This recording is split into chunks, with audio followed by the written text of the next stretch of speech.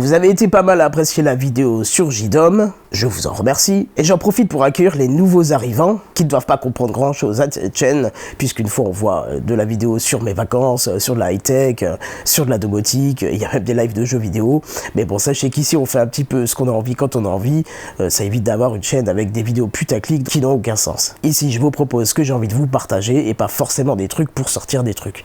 Voilà peut-être pourquoi il y a aussi un peu moins de vidéos que sur d'autres chaînes. Bref, suite à la vidéo sur JDOM, vous avez été plusieurs à me poser des questions sur mon chauffage autonome et intelligent. Alors je sais que cette vidéo aurait dû être déjà tournée depuis longtemps et publiée sur la chaîne. Non, c'est vrai, j'ai été pas mal malade. Oh bah nous on nous a même dit que vous étiez mort, alors... Ah, oui, mais enfin, là, je vais mieux. Mais bon là, effectivement, ça va un peu mieux, même si ça s'entend à ma voix que c'est pas encore tout à fait terminé, mais c'est pas grave, on va voir ça ensemble aujourd'hui.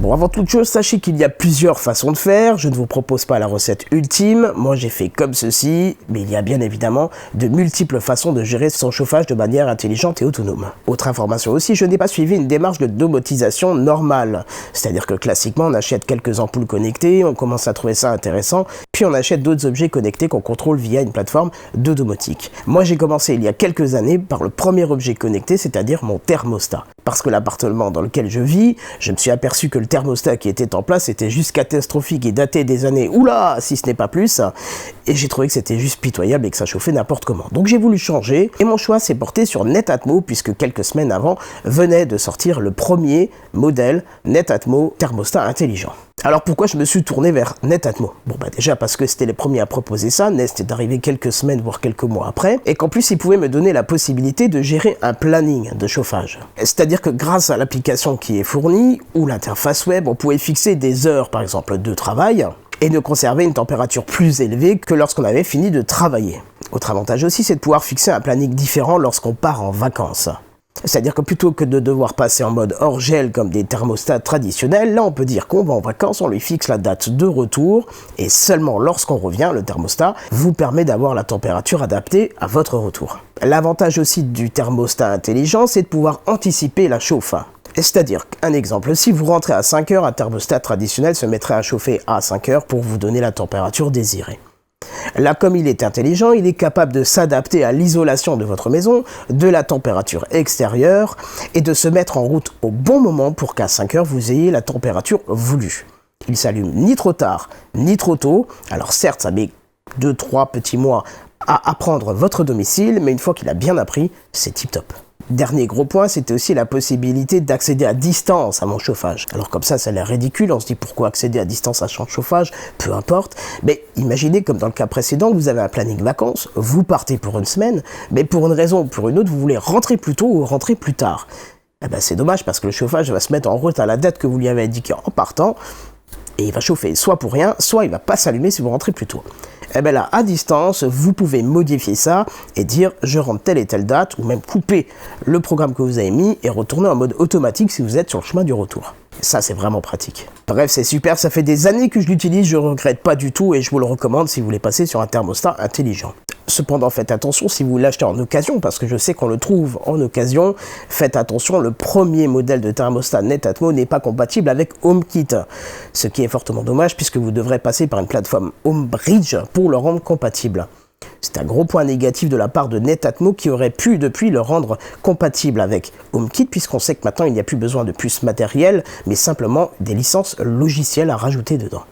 Bon voilà, j'ai mon thermostat, c'est bien beau, j'ai mes programmes de chauffe, ça me maintient à la température plus élevée lorsque je suis en congé, moins élevée quand je suis au travail. Mais qu'en est-il si je pars de la maison en pleine journée? Le thermostat ne le sait pas. Est-ce qu'il faut à chaque fois le préciser à la main? Est-ce qu'il faut à chaque fois préciser de son retour si on a déjà fixé une commande? Eh ben oui, et ça c'est une des problématiques. Si on veut vraiment que ça s'adapte à notre présence ou pas, il va falloir le faire à la main. Ou alors, il y a une autre solution. Et c'est là que JDOM et Nut rentrent en service dans le système.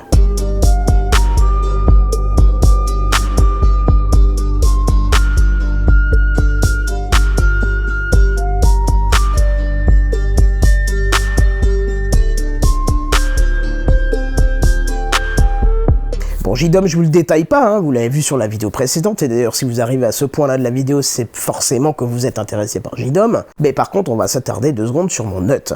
Alors Nut, c'est une marque qui propose toute une gamme de trackers Bluetooth, qui sont généralement destinés à être mis sur vos clés, dans votre sac, dans la sacoche de votre ordinateur portable, dans un portefeuille ou sur votre poisson rouge.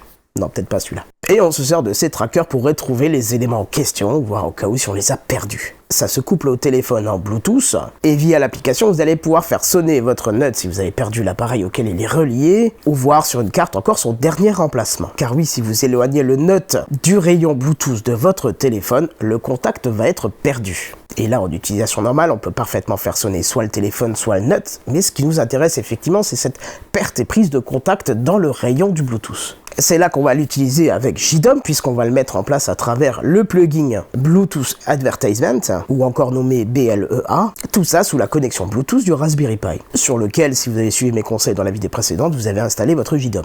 D'ailleurs, micro aparté, et je sais pas pourquoi je fais des R-guillemets, j'ai reçu un SSD pendant les promos du Black Friday, je compte transférer mon JDOM qui est actuellement sur une carte SD sur le SSD, si une vidéo sur le thème vous intéresse, faites-moi un petit commentaire. Mais bref, revenons à mon Nut. Le principe est simple, je mets mon Nut sur mes clés, et de par ce fait, dès que je ne serai plus à domicile, JDOM le saura puisque mes clés et moi serons dehors, donc hors du rayon, et JDOM détectera une perte de connexion.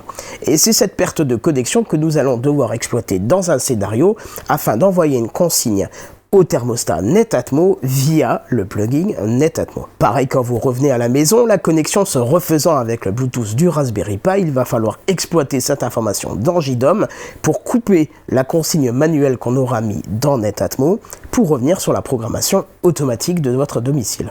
Alors comme je vous l'ai dit, tout se fait à travers des scénarios, on va voir ça dans quelques instants, il faut juste que je vous parle d'un petit aléa que j'ai eu quand j'ai mis le système en place parce qu'il me semble important de le préciser. Très rapidement, je me suis rendu compte que mon Nut se déconnectait d'un temps allant de quelques secondes à 1 minute 30, ce qui était très problématique puisqu'il renvoyait la consigne au thermostat de baisser la température et surtout que je n'ai pas que mis mon thermostat dans ce scénario, mais aussi des extinctions d'appareils électriques et des lumières. Ce qui peut être très contraignant quand on est chez soi, une déconnexion du Nut, tout s'éteint, les appareils électriques s'éteignent, c'est un peu problématique. Donc après avoir cherché d'où pouvait provenir le problème, il semblerait que cela provient du Bluetooth du Raspberry Pi. Il est un peu près de sa carte mère, du processeur entre guillemets, et pourrait supporter quelques petits parasites. La solution, c'est d'acheter un dongle Bluetooth et de le mettre à travers une petite rallonge USB, un peu plus loin que le Raspberry Pi lui-même. Mais on va être honnête. Pourquoi devoir racheter du matériel alors qu'on peut trouver peut-être un subterfuge, un logiciel pour gérer cette micro-déconnexion? Et c'est justement tout cet ensemble de solutions qu'on va voir tout de suite. Voilà, on se retrouve devant JDOM quelques jours après, où je me sens bien mieux que la dernière fois. Il fallait que je laisse passer quelques jours parce que ça allait quand même pas si bien que ça.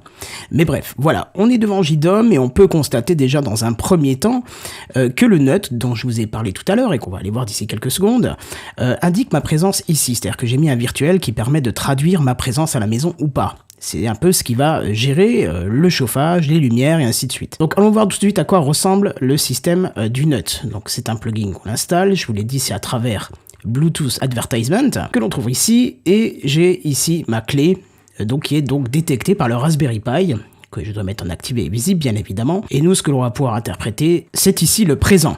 Ici, c'est donc en gros le présentiel de la clé. Dès que cette clé Nut est connectée au Bluetooth, ça permet au Raspberry Pi et donc à JDOM de savoir que je suis bien à domicile. Donc lorsque vous achetez la clé, effectivement, il n'y a pas grand chose à faire à part installer ce plugin qui, de mémoire, est gratuit, je crois, ou au pire c'est 1 ou 2 €, c'est pas grand chose. Et il suffit de lancer le scan, d'appuyer sur ce petit bouton là que l'on voit sur la clé, et effectivement ça va enregistrer directement la clé sur le Raspberry Pi. Autre chose qu'il faut bien sûr s'assurer, c'est que son thermostat est bien aussi reconnu dans JDOM, ce que l'on peut voir ici. On peut voir que le thermostat est bien dedans, donc les deux éléments sont bien dedans, on va pouvoir les faire interagir ensemble.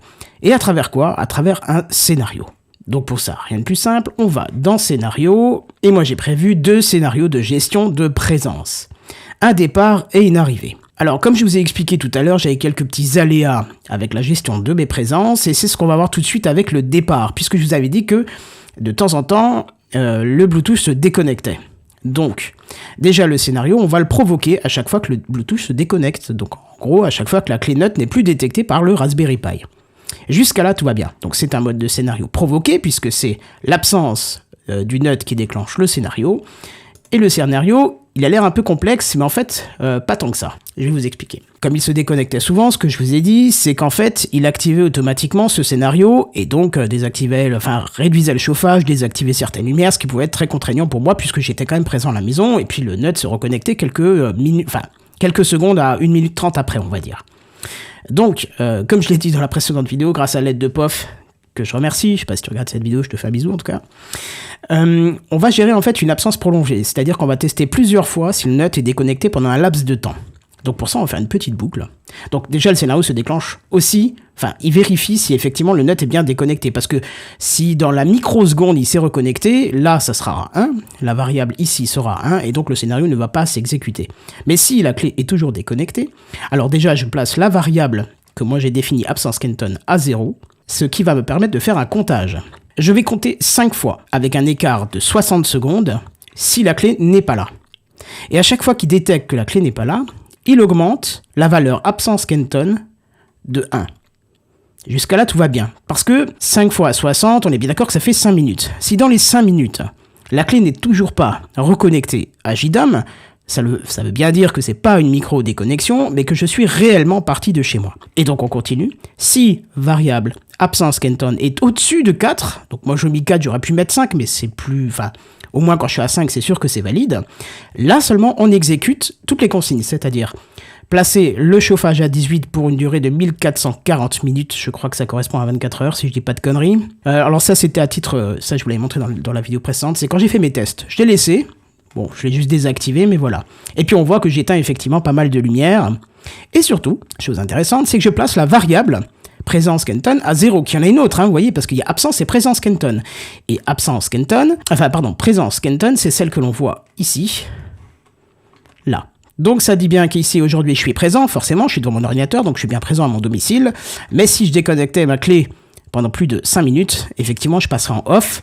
Le thermostat passerait ici, la consigne passerait à 18, et pas mal de lampes se seraient déjà éteintes ici. Retournons dans le scénario, puisque le retour est beaucoup plus simple au final, puisque de toute façon, dès que j'arrive, c'est forcément que je suis rentré. Il n'y a pas de micro-connexion lorsque je suis pas là, puisque la clé n'est physiquement pas présente dans l'endroit, il peut pas détecter une clé qui n'est pas là.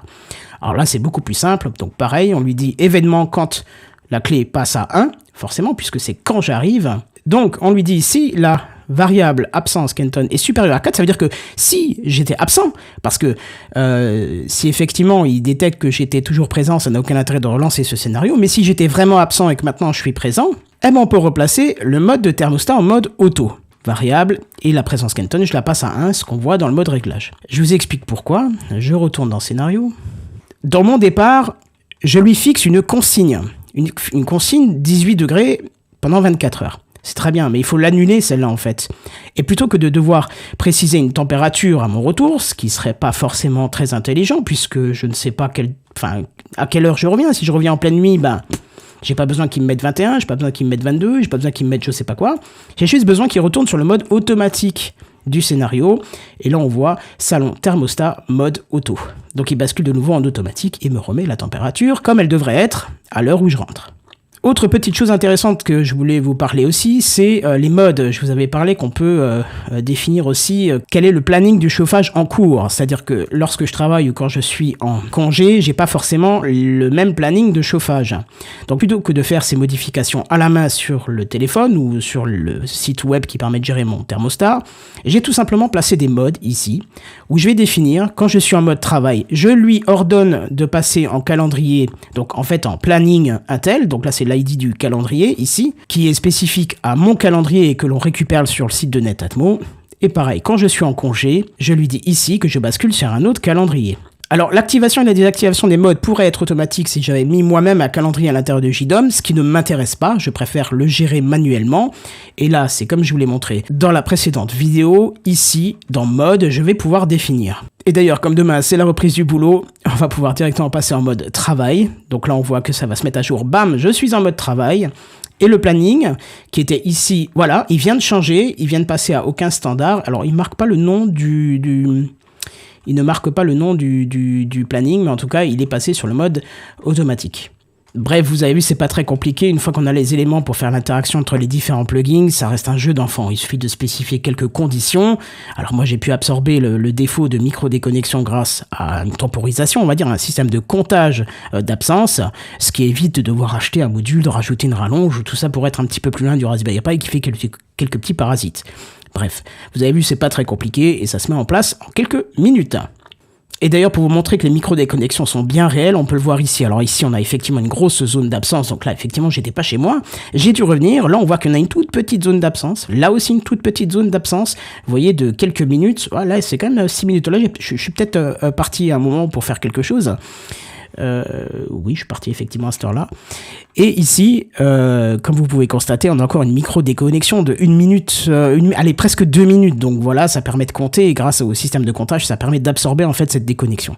Et effectivement, ce matin, quand je suis parti, et on peut voir qu'il y avait tout juste avant aussi une micro-déconnexion de la clé qui a été absorbée par le scénario. Voilà, j'espère que ces explications ont été assez claires pour vous, j'espère que ça vous satisfait et que vous aurez envie aussi d'automatiser votre chauffage, ça vous évite de consommer du carburant, on va dire pour rien, que ça soit du fuel, du gaz ou électrique, dès que vous pouvez contrôler votre chaudière. En tout cas, ça me semble intéressant d'investir pour pouvoir réduire encore le coût de votre facture. Voilà, n'hésitez pas à me faire des retours dans les commentaires si ça vous a plu ou pas. Si vous avez peut-être d'autres questions sur JDOM, n'hésitez pas, je vous répondrai soit dans les commentaires, soit si c'est nécessaire, peut-être faire une vidéo dessus. Et n'oubliez pas aussi que j'ai toujours cette carte SD à passer sur le SSD. On va dire que je vais laisser un petit délai. Si j'ai pas de demande d'ici 2-3 semaines, je le ferai hors vidéo. Mais si ça peut vous intéresser, on pourra le faire ensemble. Voilà, n'hésitez pas à mettre un petit commentaire sympa dans la vidéo, bien sûr de mettre un petit pouce vers le haut, ça aide au référencement de la chaîne et des vidéos. Et sur ce, je vous dis à plus, bye bye.